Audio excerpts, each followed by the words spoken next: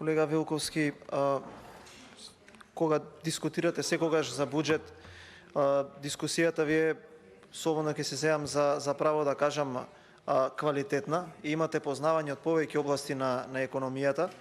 Затоа е предизвик да се дебатира, заради тоа што можеби за разлика од некои други дискутанти, може да се добие и квалитетен контраодговор, но и да спориме малку на едно, би кажал, попрепознатливо економско ниво за сите движења во буџетот. Она што е карактеристично и нешто што можеби треба да се одговори главно прашање на носење на овој документ, односно дали по усвојување на истиот, кој што неминовно ќе се случи, квалитетот на животот на граѓаните и стопанството ќе биде подобар. Ја лично сметам дека маса на пари во буџетот во овој момент има, но не е квалитетно распоредена и дека со вака усвоен ребаланс на буџет нема да се подигне квалитетот на животот ниту на граѓаните, ниту на стопанството. Евидентно е дека како држава имаме проблем со ликвидноста и дека не недостасува огромна маса на пари. Апропо на тоа е дискусијата, односно аргументот дека не може да се дизајнираат соодветни антикризни мерки. Сега едните велат ќе ги дизајнираме можеби по-неопфатно, туку по-таргетирано, но единствената суштина на тоа, зошто е тоа така, е заради тоа што нема доволна маса пари на буџетот. Односно, не може да се најде логика во континуитетот на мерките, кога на почетокот на годината велевме 400 милиони евра се 26 мерки, плюс тие 250 чинам кои што барем така владата кажува ги троши за да направи субвенција на домаќинствата, нели како што вели Ковачевски Димитар, 80% од цената на домаќинствата. И сега ако тогаш можеле да се издвојат како што вие велите 600 милиони евра, нешто што јас не верувам и сметам дека не е така, како сега ќе успееме да го забавиме ударот, односно да го спречиме ударот на дополнителната инфлација која што доаѓа со само 10 или 15% од сумата која што претходно била потрошена.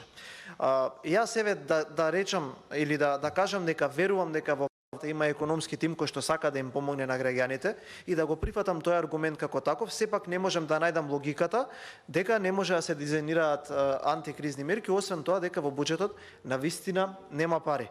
Јас знам дека има луѓе кои што сериозно размислуваат и луѓе кои што ги разбираат финансиите. Не е точен аргументот дека даноците се поголеми, односно приходот на даноци е поголем само заради тоа што има поголема наплата. Кога тоа не е така. Тоа е така, еве ќе кажам неколку пати во моите говори и колегите кажуваа и за тоа спориме неколку дена, само поради зголемената инфлација. Само заради тоа што цените се повисоки и во однос државата има поголеми приходи во однос на даноците. Во однос на царините, верувам дека се разбравме, царините се повисоки само заради тоа што влезната цена на производите, односно на репроматеријалите, односно на увозните производи кои што се внесуваат во држава, е повисок. Пред да започнеме на паузата, видов дека има одлука на владата со која што се замрзнува маржата на 5 до 10% чина. Тоа е една огромна грешка. И ние тоа ви го кажуваме некое време. И тоа јас не го кажувам затоа што не сакам да се поевтинат производите или граѓаните да плаќаат поевтини производи, туку затоа што повторно, дури кога имате можност, ги промашувате мерките. Ние предлагаме вака. Ја лично сметам дека ова е многу пологично, вие ме разбирате и верувам дека ќе имате соодветен одговор. Да се замрзне цената на производот, да не се замрзнува маржата и да се интервенира преку два начина. Прво, преку ослободување на стоковни резерви, за да има поголема понуда апропо побарувачката, а второ да се субвенционира можеби разликата. Тоа го прават поразвиени економии од нашата. Ние тоа не го правиме.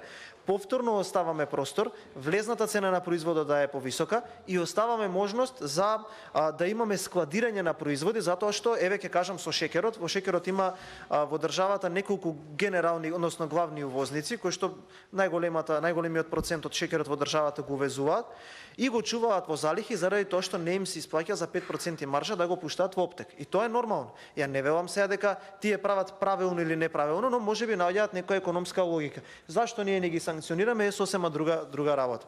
Од аспект на еве за ребалансот на буџетот ви препорачувам и ве замолувам сите пратеници што сме тука присутни да најдеме еден прилог кој што вчера го правил еден респектабилен медиум. Чинам дека беше Радио Слободна Европа, ако грешам нека ми извинат новинарите од таа редакција или од таа што го правила прилогот, анкетираат неколку граѓани што мислат расправата за ребалансот на буџетот. Граѓаните велат во најголем дел не ја следам заради тоа што знам како ќе заврши, но не сум задоволен затоа што чинам дека премногу пари се трошат на работи кои што не треба да се трошат и тоа е факт. Или еве како граѓаните ќе го перцепираат, ќе ја перцепираат постапката на носењето на буџетот. Општото мислење, какво е општото мислење дека потврдувате дека не правите нешто добро како влада.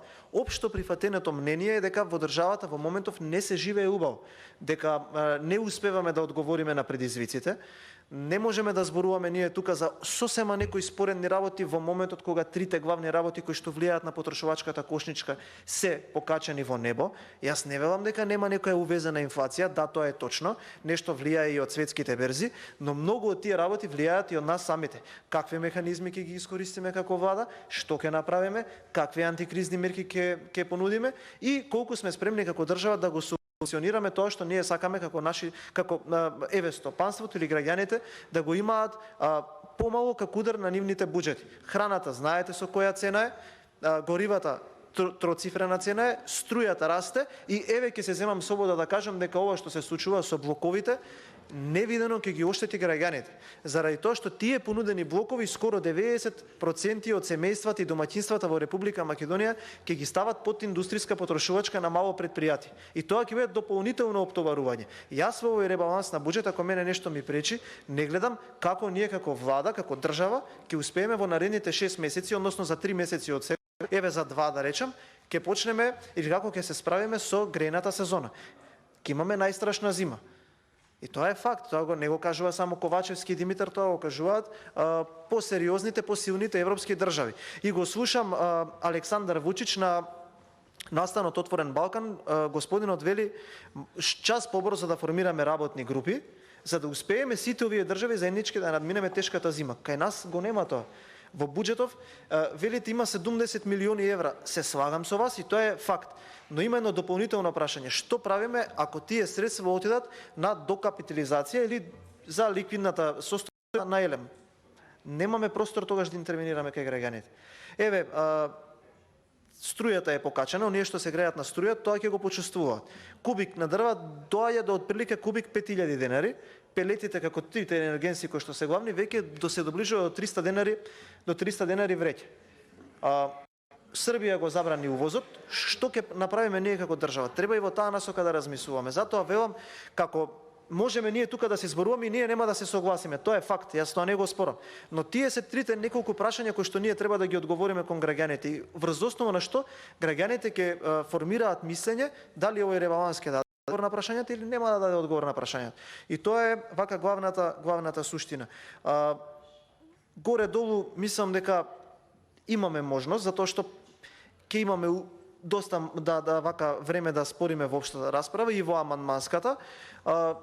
Време можеби да седнеме можеби како опозиција и како мнозинство и да ги совладаме овие аргументи или разлики кои што ги имаме и да ги прифатиме аргументите кои што се понудени во амандманите. Да ги слушаме малку повеќе што зборуваат коморите, синдикатите, здруженијата на граѓани, без при тоа да се обвинуваме дали некој некого притиснал или слично. Тоа што таму има и да бидеме искрени меѓу нас и синдикати кои што немаат апсолутно никаква врска со политичката опција која што јас доаѓам. И сега знаеме и граѓаните им е јасно тоа, перцепцијата е изградена.